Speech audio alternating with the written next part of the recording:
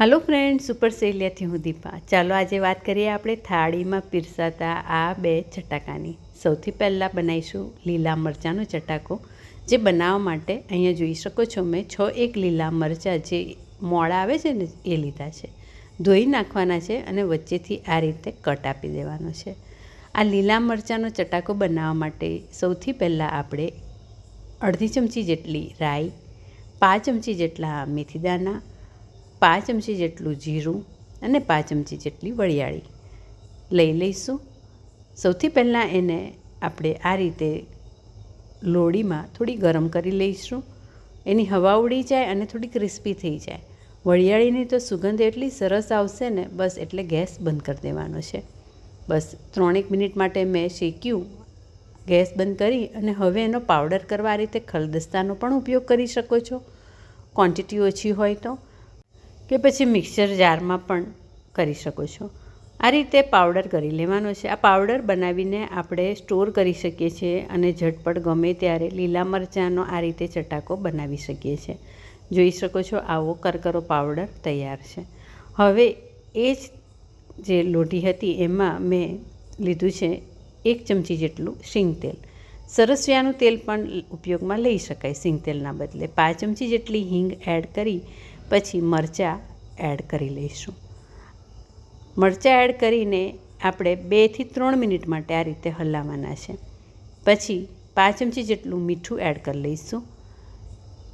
મીઠું સરખી રીતે હલાવીને મિક્સ કરી દઈશું અને પછી આપણે એડ કરી લઈશું મસાલો જે આપણે વાટીને રાખ્યો છે એ।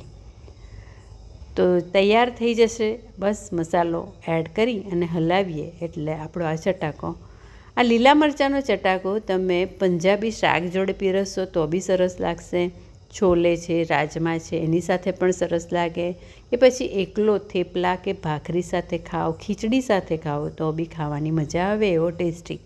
8 થી 10 દિવસ સુધી આ લીલા મરચાંને તમે સ્ટોર કરી શકો છો, બગડતા નથી, ફ્રીજમાં રાખવાના તો બહુ જ સરસ ઝટપટ શાકની અવેજીમાં પણ ચાલી જાય એવો આ ચટાકો તૈયાર।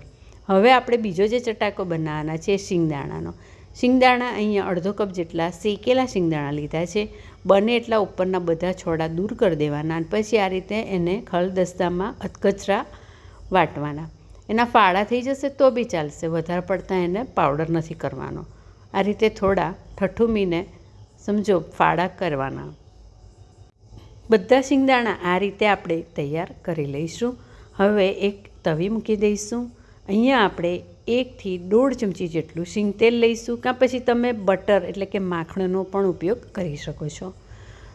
પછી આપણે એમાં અડધી ચમચી જેટલું લાલ મરચું એડ કરીશું।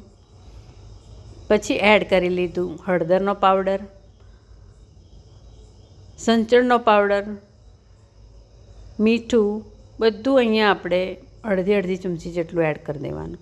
બધું હલાવી અને મિક્સ કરી દેવાનું અને પછી એમાં એડ કરી લઈશું આપણે જે શિંગદાણા રાખ્યા હતા એ। મસાલા ન બળે એનું ખાસ ધ્યાન રાખવાનું છે, એટલે કોન્સ્ટન્ટ હલાવતા જવાનું। શિંગદાણા એડ કરી અને સરખી રીતે બધો મસાલો શિંગદાણામાં કોટ થઈ જાય એ રીતે હલાવવાનું છે। આ આપણું તૈયાર થઈ ગયું। હવે આનો ઉપયોગ કેવી રીતે કરવાનો એ કહું। આને તમે એરટાઇટ બોટલમાં રાખી શકો છો, ફ્રીજની બહાર પણ રહેશે। થોડું થોડું આ રીતે બનાવી રાખવાનું। સલાડ જે બી ગમતું હોય આ રીતે બારીક સુધારી લેવાનું। અહીંયા મેં આજે ડુંગળી અને ટમેટાં લીધા છે। તમે ડુંગળી ટમેટાની સાથે કાકડી પણ એડ કરી શકો, કેપ્સિકમ પણ એડ કરી શકો, લીલી મકાઈ પણ એડ કરી શકો।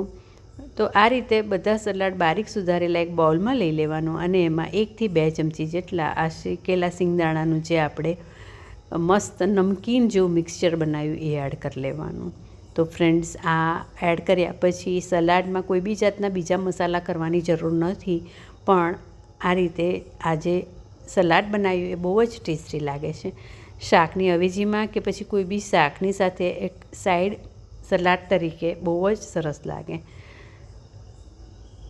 આજે મેં ખીચડી લસણવાળી બનાવી હતી, સાથે કઢી બનાવી હતી અને સાથે મેં આ 2 ચટાકા એડ કર્યા। શાકની પણ જરૂર ન પડી અને ખીચડી કઢીને એકદમ ટેસ્ટી બનાવે એવો પ્રોટીન રીચ આ સલાડ અને સાથે લીલા મરચાંનો આ ચટાકો।